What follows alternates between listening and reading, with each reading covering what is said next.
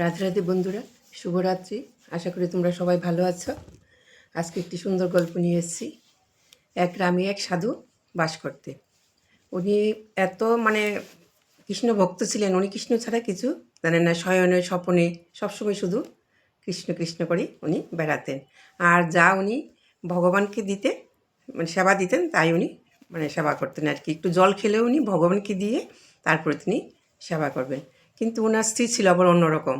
ওনার স্ত্রী এইসব মানতেন না, যে সব কিছু ভগবানকে দিতে হবে, সব কিছুর মধ্যে ভগবান আছে, এইসব ওনার স্ত্রী মানতেন না। সবসময় এই সাধুকে খেপাতেন যে তুমি যে প্রতিদিন মন্দিরে ফল মূল নিয়ে যাও, তোমার ঠাকুর কি খায়?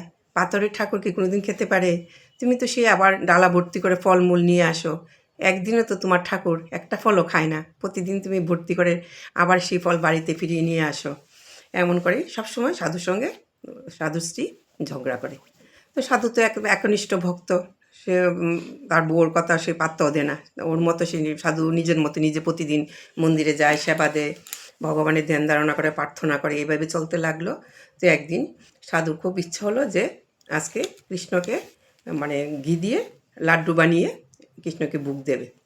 তো উনি ঘরের মধ্যে উনি ঘি দিয়ে লাড্ডু বানাচ্ছে, আর সাধুর স্ত্রী আবার সাধুর সঙ্গে ঝগড়া আরম্ভ করলো যে তুমি যে লাড্ডু বানিয়ে নিচ্ছ তোমার কৃষ্ণের জন্য, তোমার কৃষ্ণ কি খাবে? যদি আজকে তোমার কৃষ্ণ এই লাড্ডু না খায় তাহলে তুমি আর বাড়িতে আসবে না, তোমার এই মুখ আমাদের আর দেখাবে না। সে পাথরের মূর্তি কি কোনোদিন লাড্ডু খেতে পারে? এমন ওর স্ত্রী সাধুকে বলল। তো সাধু তো ওর স্ত্রীর কথা শুনে খুব মনে কষ্ট পেল, আর মনে মনে ভাবলো যে ঠাকুর, অনেক কষ্ট করে তোমার জন্য আমি লাড্ডু বানাচ্ছি। আজকে তুমি যদি এই লাড্ডু যদি তুমি সেবা না করো তাহলে আমি আজকে মন্দিরেই আমার প্রাণ বিসর্জন দেব। তো এই বলে উনি লাড্ডু বানিয়ে টানিয়ে সুন্দর করে সাজিয়ে মন্দিরে নিয়ে গেলেন। গিয়ে কৃষ্ণকে ভোগ নিবেদন করলেন, ধূপ দীপ জ্বালালেন, জ্বালিয়ে ঠাকুরকে বলছেন, ঠাকুর তুমি সেবা করো, তুমি সেবা করো। সেই সকালে ঠাকুর সাধু গেলেন ঠাকুরের পুজো দিতে, সে মন্দিরে বসে ঠাকুরের প্রার্থনাই করছেন। সকাল গড়িয়ে দুপুর হলো, দুপুর গড়িয়ে বিকেল হলো, একটা লাড্ডুও ঠাকুর খাচ্ছে না। আর এদিকে তো পিঁপড়েরা লাইন ধরছে, লাড্ডুর এত সুগন্ধ পেয়ে পিঁপড়েরা লাইন ধরছে। সাধু কী করলো, পিঁপড়েগুলিকে তাড়িয়ে দিল। আর মাছি লাড্ডুর মধ্যে বসছে, মাছিগুলিকে কাপড় দিয়ে তাড়িয়ে দিল। তারপর যখন লাড্ডুগুলি নিয়ে আসছিলো তখন এক ভিখারি হাত পাতলো যে আমাকে লাড্ডু দাও। তখন ভিখারিকে বলল যে এটা আমার ঠাকুরের ভোগের জন্য নিয়েছি, ঠাকুর আগে সেবা করুক তারপরে তোমাকে দেব। এই বলে এই সব রাস্তার মধ্যে তখন বলে এসেছিল ভিখারিকে। তো যাই হোক, উনি ঘরে এসে বসতে এবারে এইসব ঠাকুরের প্রার্থনা, আর ঠাকুরকে খালি বলছে, ঠাকুর তুমি সেবা করো, তুমি সেবা করো, আজকে যদি তুমি সেবা না করো তাহলে বাড়িতে গেলে আমার বউ আমার সঙ্গে আবার আজকে ঝগড়া করবে যে তুমি একটা প্রসাদ লাড্ডুও খেলে না, আর তাহলে আমাকে আজকে এখানে প্রাণ বিসর্জন দিতে হবে, আমার এই মুখ আর আমি আমার বউকে গিয়ে দেখাবো না। তো দুপুর গড়িয়ে সন্ধ্যা হয়ে গেল, সন্ধ্যা গড়িয়ে রাত্র হয়ে গেল, ভগবান তো আর আসছে না, সেবাও করছে না।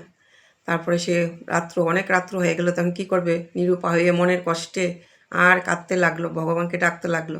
কিন্তু ভগবান তো আর প্রসাদ খাচ্ছে না, লাড্ডু খাচ্ছে না। তখন সে রাগে অভিমানে সাধু কী করলো, থালার লাড্ডু যতগুলি লাড্ডু ছিল সব রাস্তার মধ্যে কাদার মধ্যে ফেলে দিল। দেওয়ার পরে এবার পিঁপড়েগুলি মাছিগুলি আগে যেগুলি এসেছিলো খেতে, পিঁপড়ে মাছি ভিখারি সবাই তুলে নিয়ে খাওয়া শুরু করলো সেই লাড্ডুগুলি।